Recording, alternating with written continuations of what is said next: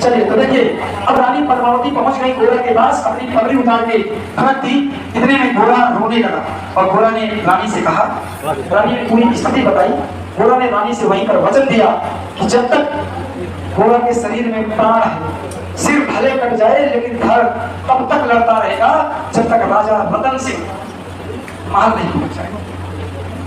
दोनों चाचा भतीजा आए महल में और सेना का कमान संभाले और घोड़े की पालकी तैयार की और उस पालकी में लुहार को बैठाए जो हथकड़ी काटता, बहुत सारे मतलब कि सिपाहियों को बैठाए। आगे दो पंक्तियों में राजपूत कुछ महिलाएं होती थी जो लड़ती भी थी, उनको भी बैठा दिया और पहुंच गए अलाउद्दीन खिलजी के पास और संदेशा भिजवाए कि रानी आ रही है, स्वागत की तैयारी की जाए। अलाउद्दीन खिलजी एकदम पागल हो गए। उसने अपने सेनापति जफर खान को कहा, जफर खान जो लगभग 7 फुट का था, उससे कहा, लगभग 212-14 सेंटीमीटर का था, उससे कहा कि स्वागत की भव्य तैयारी की जाए। पूरी सेना खुश हो गई, सब एकदम खुशी मना रहे थे। पालकी दूर से दिख रही थी, 100-150 पालकी थी। अलाउद्दीन खिलजी सोचा रानी आ रही है, इतनी दासियां होंगी, बहुत सारे सोना चांदी जेवरात होंगे, खुश है। इतने में पहुंचा और जब घोड़ा और बादल बाहर निकले तो जफर से बोले कि पहले राजा को दिखाइए तब पालकी से रानी को उतारे।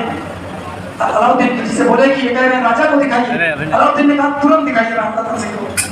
रतन सिंह को सामने जैसे दिखाएं, कहते हैं कि पलक झपकते ही पूरी पालकी से सेना निकल गई और 1 मिनट के अंदर रतन सिंह को छुड़ा दिया। जब तक अलाउद्दीन खिलजी समझ पाता तब तक सेना लेकर रतन सिंह को रवाना हुआ। अब अलाउद्दीन खिलजी को मतलब बुरा लगा और क्रोध से और ज्यादा भयंकर हो गया। उसने आदेश दिया कि रतन सिंह किले के अंदर तक नहीं पहुंचने चाहिए।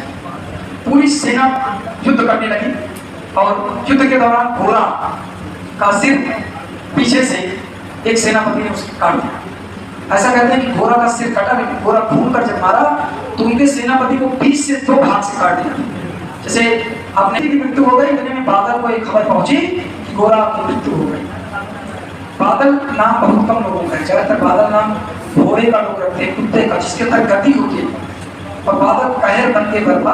अकेला बादल अलाउद्दीन खिलजी की सेना को पूरा रोक दिया। लेकिन कितनी देर तक? अंत में अलाउद्दीन खिलजी के पास ताकत और साहस जिसकी तुलना ही नहीं की जा सकती। अलाउद्दीन खिलजी इतना ताकतवर था कि मतलब पूरे दिल्ली सल्तनत में उतना ताकतवर कोई भाई नहीं। अलाउद्दीन खिलजी ने घोड़ा को समाप्त किया और रतन सिंह को महल से बाहर आना पड़ा। पूरे महल में घुस गए और चित्तौड़ की जितनी रानियां थी पद्मावती सहित जौहर में कुंड में आग बनाकर कूद गई।